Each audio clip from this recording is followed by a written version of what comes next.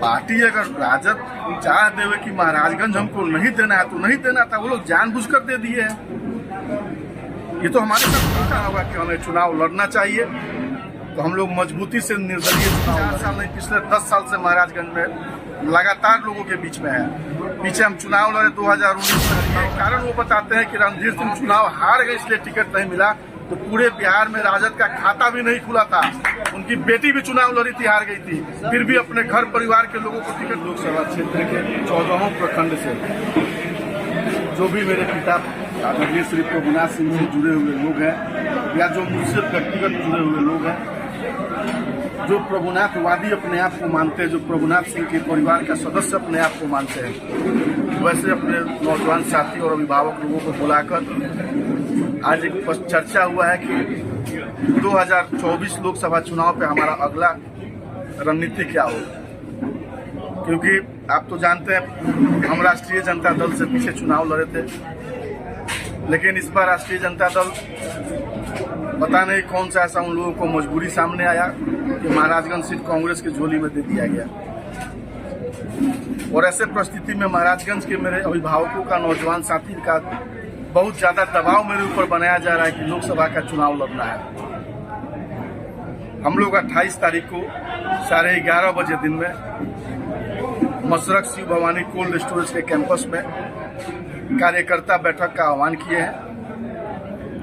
पूरे महाराजगंज लोकसभा क्षेत्र से ज्यादा संख्या में लोग वहां उपस्थित होंगे और उन लोगों का जो निर्णय होगा, अगर उन लोगों का ये कहना होगा कि हमें चुनाव लड़ना चाहिए, तो हम लोग मजबूती से निर्दलीय चुनाव लड़ेंगे।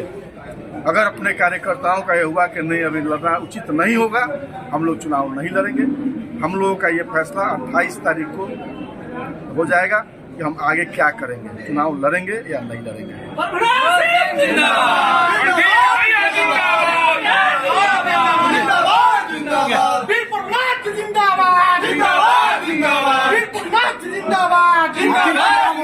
क्या वजह रहा कि यहाँ गठबंधन का सीट जो है बदल दिया गया?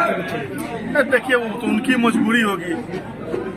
पार्टी अगर राजद चाह देवे कि महाराजगंज हमको नहीं देना है तो नहीं देना था, वो लोग जानबूझकर दे दिए हैं। ये तो हमारे साथ धोखा हुआ है, वो जानबूझकर ऐसा किए हैं। सर, महाराजगंज की जनता से क्या कुछ अपील कीजिएगा? महाराजगंज की जनता से मेरा यही अपील है कि इस बार 28 तारीख को हमारे जितने भी अभिभावक हैं, नौजवान साथी हैं, दोस्त हैं, वो सब ज्यादा से ज्यादा संख्या में पहुंचे और मुझे दिशा निर्देश करें कि आगे हम लोगों को क्या करना है। अगर लड़ना है तो मजबूती से फिर चुनाव लड़ने में लगे। आखिर 4 साल क्षेत्र में रणधीर सिंह को किस मकसद से घुमाया जा रहा था? घुमाया जा रहा था। अभी तो मैं बोल रहा हूँ कि पार्टी की तरफ से मेरे साथ नाइंसाफी किया गया, धोखा दिया गया। हम 4 साल नहीं पिछले 10 साल से महाराजगंज में लगातार लोगों के बीच में है। पीछे हम चुनाव लड़े 2019 में, चुनाव में हार हुआ। अगर ये कारण वो बताते हैं कि रणधीर सिंह चुनाव हार गए इसलिए टिकट नहीं मिला, तो पूरे बिहार में राजद का खाता भी नहीं खुला था।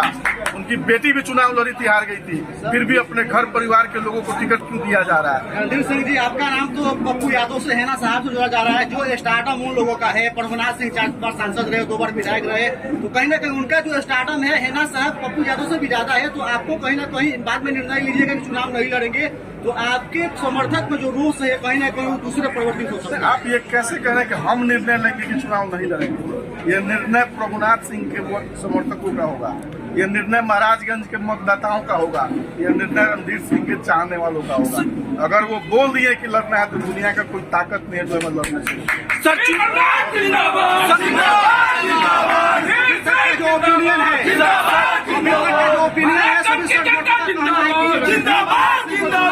चाहिए, अगर समर्थकों का कहना है लड़ना चाहिए तो लड़ेंगे चुनाव। सर, चुनाव हारने के बाद लगातार 10 साल क्षेत्र में रहे हैं, क्या लगता है निर्दलीय आपको जनता स्वीकार करेगी या नहीं?